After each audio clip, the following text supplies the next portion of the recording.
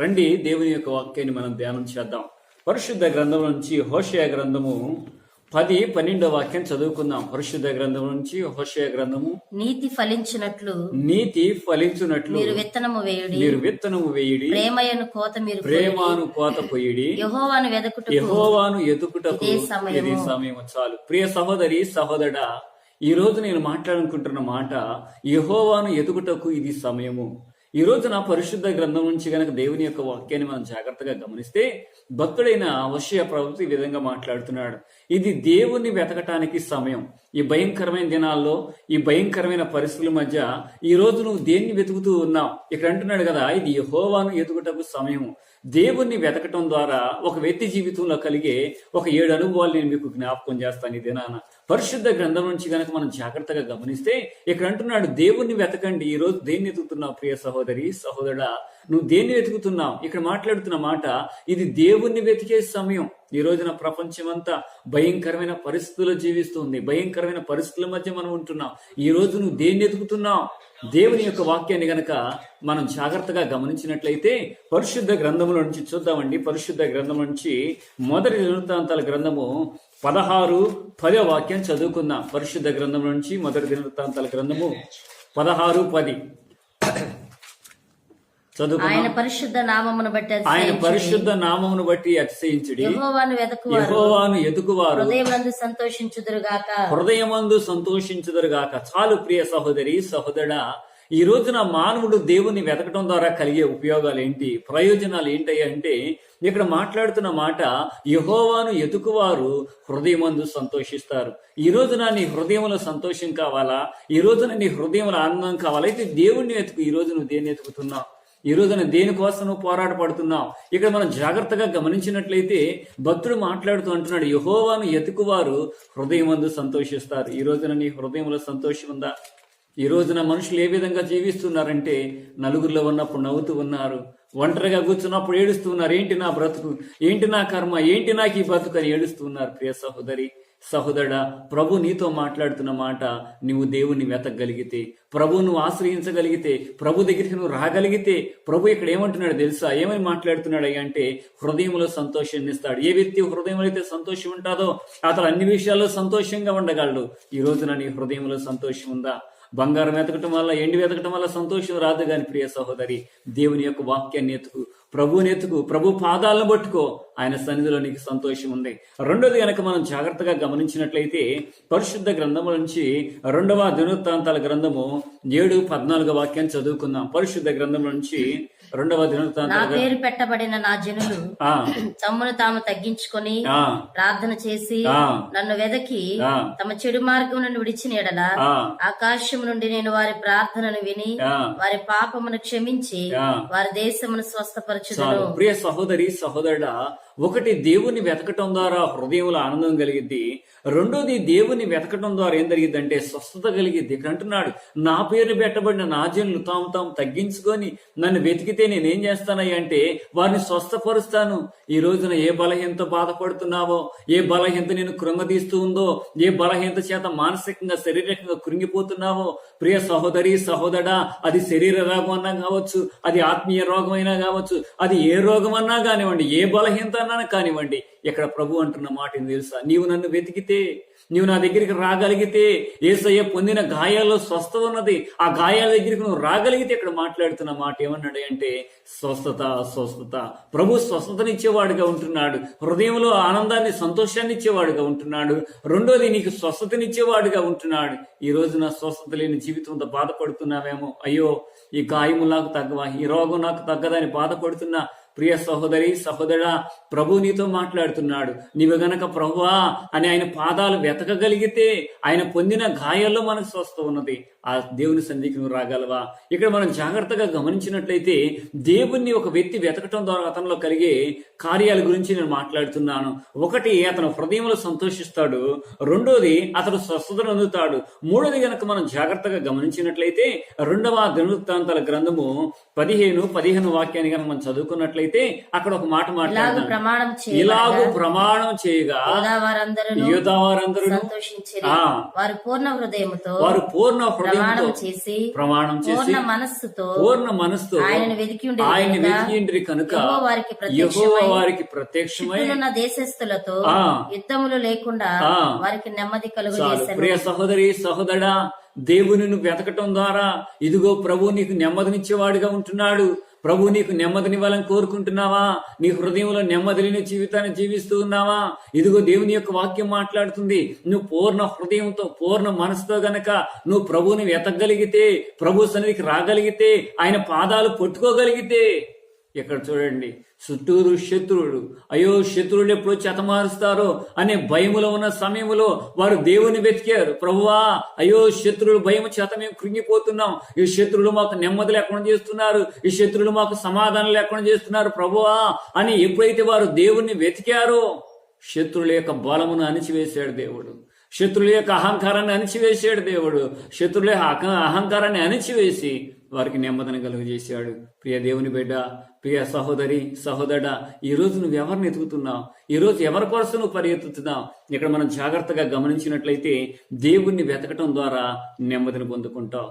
ఈ రోజు నీకున్న పరిస్థితి ఎట్లా ఉంది? ఒక అతను ఈ విధంగా మాట్లాడుతున్నాడు, అయ్యా ఉదయకాలం అంతా పర్వాలేదు, బాగానే ఉంటున్నాను, రాత్రికి నాకున్న బలహీనతను బట్టి నాకు నెమ్మది ఉండలేదయ్యా, నెమ్మది లేని జీవితాన్ని నేను గడుపుతున్నాను, ఎప్పుడు తెల్లవారైపోయిద్దని నేను చూస్తున్నాను. ఈ రోజు ఆ స్థితిలో నువ్వు ఉన్నావేమో, ఈ రోజు ఆ బలహీనతో నువ్వు ఉన్నావేమో, ఆ నెమ్మది లేని జీవితంలో నువ్వు ఉన్నావేమో. సహోదరి సహోదరా, ప్రభు మాట్లాడుతున్నాడు, ఆయన్ని వెతకగలిగితే, ఆయన దగ్గరికి నువ్వు రాగలిగితే ఆయన నీకు నెమ్మదినిచ్చేవాడుగా ఉంటున్నాడు. కాబట్టి ఇక్కడ మనం జాగ్రత్తగా గమనించినట్లయితే దేవుణ్ణి వెతకటం ద్వారా మూడోది మనం నెమ్మదిని పొందుకుంటాం. నాలుగోది ఏం కలిగింది దేవుణ్ణి వెతకటం ద్వారా అంటే పరిశుద్ధ గ్రంథం నుంచి చూద్దామండి. కీర్తన గ్రంథము 22వ కీర్తన 26వ వాక్యం చదువుకుందాం. పరిశుద్ధ గ్రంథము నుంచి, దీనులు భోజనము చేసి తృప్తి పొందెదరు, యెహోవాను వెతకువారు ఆయన స్తుతించుదురు, మీ హృదయములో తెప్పరిల్లి నిత్యము బ్రతుకును. దేవుణ్ణి వెతికేవారంట నిత్యము బ్రతుకుతావు, నిత్యము బ్రతుకుతావండి. దేవుడు నిన్ను బ్రతికిస్తాడు, ఆయన బ్రతుకు జీవాన్నిచ్చే దేవుడు. ప్రియ సహోదరి సహోదరా, దేవుణ్ణి వెతుకు. ఈ రోజున నేను బ్రతకాలంటే అయ్యా నాకు అది కావాలి ఇది కావాలి అని వెతుకుతున్నావు. ఒకడు సర్వలోకాన్ని సంపాదించుకొని తన ప్రాణమును పోగొట్టుకుంటే ఉపయోగం ఏముంది? ప్రియ సహోదరి, ఈరోజు దేన్ని వెతుకుతున్నావమ్మా? ప్రియ దేవుని బిడ్డ, ఈరోజు దేవుని వెతుకుతున్నావు. అయ్యా ఈరోజు నువ్వు దేన్ని వెతుకుతున్నావు? ఇక్కడ మాట్లాడుతున్న మాట దేవుణ్ణి వెతకటం ద్వారా ఏం కలిగిద్దాయి అంటే ఇక్కడ మనం జాగ్రత్తగా గమనిస్తే మనం బ్రతుకుతాం. తర్వాత కనుక మనం జాగ్రత్తగా గమనించినట్లయితే ఏబు గ్రంథము 8:5 వాక్యం చదువుకుందాం. పరిశుద్ధ గ్రంథం నుంచి ఏబు గ్రంథము చూద్దామండి. 5:8 వాక్యాన్ని జాగ్రత్తగా దేవుని వెతికిన సర్వశక్తుడగు దేవుని బ్రతిమలాడుకుని పవిత్రుడవై యథార్థవంతుడైన నిశ్చయముగా ఆయన యందు శ్రద్ధ నిలిపి నీ నీతికి తగినట్టుగా నీ నివాస స్థలమును వర్ధిల్ల చేయును. నీ నివాస స్థలము వర్ధిల్లిద్ది. నువ్వు దేవుని వెతకటం ద్వారా ఏమైతుందో తెలుసా? నువ్వు వర్ధిల్లుతావు, శారీరకంగా వర్ధిల్లుతావు, ఆత్మీయంగా వర్ధిల్లుతావు. ఈ రోజు నేను ఎక్కడున్నావు? శారీరకంగా వర్ధిల్లి అయ్యో నేను వర్ధిల్లుతున్నాను అనుకుంటున్నావేమో. ప్రియ సహోదరి, అక్రమంగా సంపాదించి అక్రమంగా చేసి ఇదిగో నేను సంపాదించుకుని నేను పర్వాలేదు అనుకుంటున్నావేమో. అది శాశ్వతమైనది కాదు. ఇక్కడ మాట్లాడుతున్న మాట, నువ్వు దేవుణ్ణి వెతకగలిగితే, ప్రభు దగ్గరికి నువ్వు రాగలిగితే, ప్రభు నీ జీవితంలో నిన్ను వర్ధిల్లింపజేసే దేవుడు. ఆయన నిన్ను వర్ధిల్లింపజేస్తాడండి, ఆయన నిన్ను వర్ధిల్లింపజేస్తాడు. ఇక్కడ అంటున్నాడు, నీ నీతికి తగినట్లుగా నీ నివాస స్థలములు వర్ధిల్లుతాయి, నీ బిడ్డలు వర్ధిల్లుతారు, నీ వర్ధిల్లుతావు, నీ కుటుంబం వర్ధిల్లుద్ది. ఈరోజు ఎవరిని ఎతుకుతున్నావు నీవు? ఈరోజు ఎక్కడికి నువ్వు పరిగెత్తుతున్నావు? ఇక్కడ మాట్లాడుతున్నాడు, ఏబు భక్తుడు మాట్లాడుతున్నాడు, నువ్వు ఆయన ఎతుకయ్యా, దేవుడిని ఎతకగలవా నువ్వు? ఆయన నివాసం ఇదిగో నువ్వు ఆయన ఎతకగలిగితే ఆయన నివాస స్థలాల్ని విశాలపరిచేవాడుగా ఉంటున్నాడు, వర్ధిలింపజేసేవాడుగా ఉంటున్నాడు. తర్వాత గనక మనం జాగ్రత్తగా గమనించినట్లయితే పరిశుద్ధ గ్రంథం నుంచి జెఫన్యా గ్రంథము 2:3 వాక్యాన్ని చదువుకుందాం. పరిశుద్ధ గ్రంథం నుంచి జెఫన్యా గ్రంథము 2:3 వాక్యాన్ని కనుక మనం చదువుకున్నట్లయితే అక్కడ ఒక మాట మాట్లాడుతున్నాడు. చూడండి ఏమంటున్నాడు అంటే, దేశములో సాత్వికులై ఆయన న్యాయ విధులు అనుసరించు సమస్త దీనులారా యెహోవాను వెదకుడి. మీరు వెదకి వినయము గలవారై నీతిని అనుసరించిన ఒకవేళ ఆయన ఉగ్రత దినమున మీరు దాచబడుదురు. ప్రియ సహోదరి, దేవుణ్ణి వెతకటం ద్వారా ఆ 6వ అనుభవం ఏంటో తెలుసా? ఉగ్రతలోను దాచబడతావు. భయంకరమైన ఉగ్రత, ప్రపంచమంతా మరణాన్ని కమ్ముతూ ఉంటే, మరణానికి, కరోనాకి భయపడి ప్రపంచమంతా వణిగిపోతుంటే, ఈరోజు నువ్వు ఎందుకు బ్రతికున్నావు తెలుసా?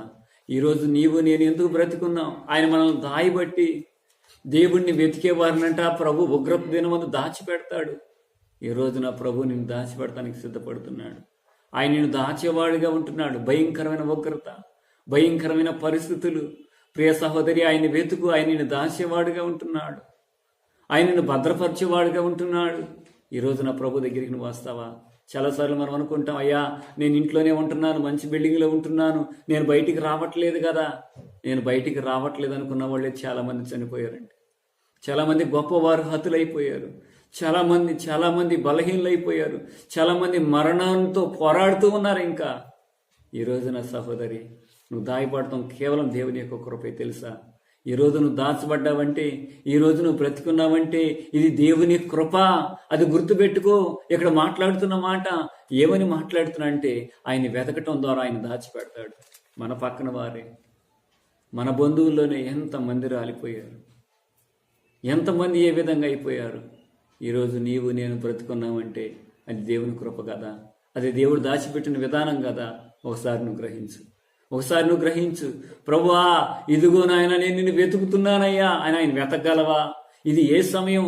ఈ భయంకరమైన దినాల్లో బంగారం కోసమో, జ్ఞానం కోసమో, లేకపోతే డబ్బు కోసమో, పలుకుబడి కోసమో ఎతికే సమయాలు కాదు. ఇది రక్షణ కోసం ఎతికే దినాలు, ప్రభు పాదాలు పట్టుకునే దినాలు. ప్రభువా, నన్ను పరిశుద్ధపరచు నాయనా, ఈ ఉగ్రత నుంచి నన్ను తప్పించు, ఈ ఉగ్రతలో నన్ను దాయి ప్రభువా అని ప్రభు పాదాలు పట్టుకునే దినాలు ఈ దినాలు. ప్రియ సహోదరి, అందరూ అయ్యి చేసుకుంటున్నారు, నేను చేయాలనుకుంటున్నావేమో. ప్రభు పాదాలు పట్టుకున్నావా? ప్రభు పాదాల దగ్గరికి వచ్చావా?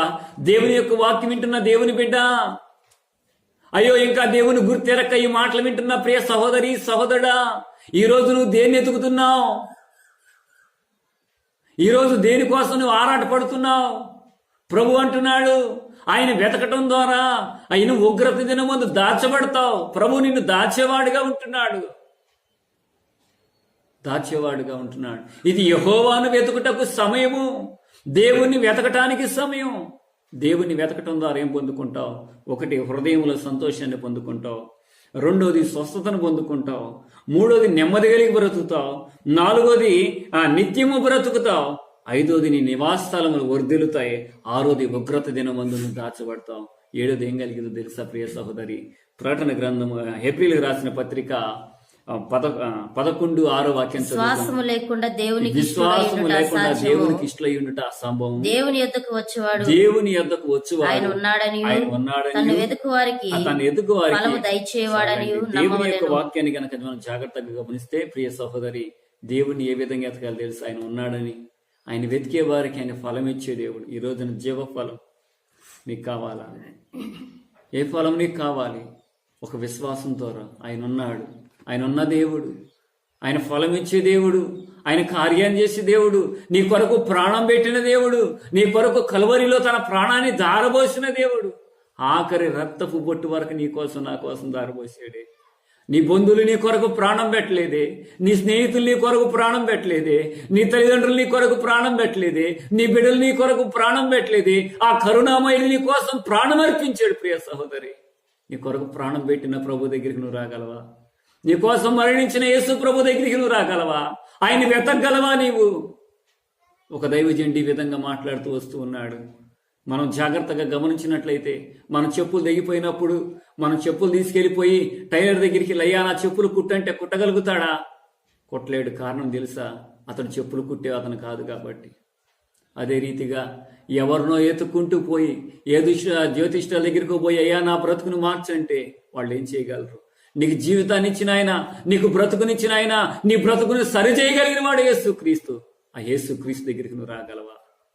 ఎక్కడికెక్కడికో తిరుగుతున్నావు, ఎక్కడికెక్కడికో ప్రయత్నాలు చేస్తున్నావు, విఫలమైపోతున్నావు, నీ జీవితం బాగుపడతలేదు. ఈరోజు ప్రభు మాట్లాడుతున్నాడు, నా దగ్గరికి వస్తావా? నన్ను వెతుకుతావా?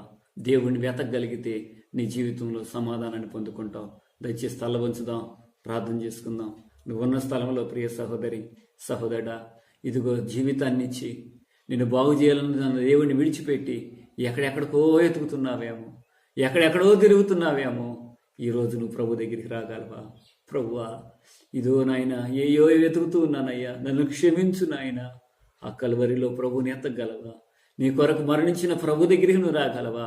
ఆయన సన్నిధిలో నువ్వు ఎతగలిగితే ఆయన నిన్ను దాచేవాడుగా ఉంటున్నాడు, నిన్ను భద్రపరిచేవాడుగా ఉంటున్నాడు, నీకు ఆరోగ్యాన్ని ఇచ్చేవాడుగా ఉంటున్నాడు, నీకు ఆనందాన్ని ఇచ్చేవాడుగా ఉంటున్నాడు. ప్రభు నీ హృదయంలోనికి ఆహ్వానించు. ప్రభువా, నా హృదయంలోనికి రండి నాయన, నన్ను పరిశుద్ధపరచండి అయ్యా, నాకు ఆరోగ్యాన్ని ఇవ్వండి నాయన, నా విధేయతలు క్షమించండి నాయన అని ప్రార్థన చేద్దాం. పరిశుద్ధుడైన మా తండ్రి, నీ పరిశుద్ధ పాదములు కొందనాలు చెల్లిస్తున్నాం. ఎంతమంది ఈ వాక్యంలో ఏకీభిస్తున్నారో, ఎంతమంది ప్రార్థిస్తున్నారో నాయన, వారి హృదయాలు ఈ వాక్యం ఫలించుటకు మీరు సహాయం దయచండి. బిడ్డలు నీ సాక్షులుగా నిన్ను గణపరిచేవారుగా నీ మహిమార్థంగా ఉండటానికి సహాయం దయచండి అయ్యా. ఈ దినం నుంచి బిడ్డలందరూ నాయన అయ్యా నీలో అంటగట్టబడేవారు ఉంటకు మీరు సహాయం దయచేసి బిడ్డల ద్వారా మీరు మహిమ పొందండి. వాక్యం పట్టుబడి హృదయాలు ఫలించుటకు నాయన వాక్యానుసారంగా జీవించడానికి మీరు సహాయం దయచేయమని యేసు క్రీస్తు పరిశుద్ధ నామములో అడుగుచున్నాము తండ్రి. ఆమేన్. ఆమేన్. అందరికి వందనాలు.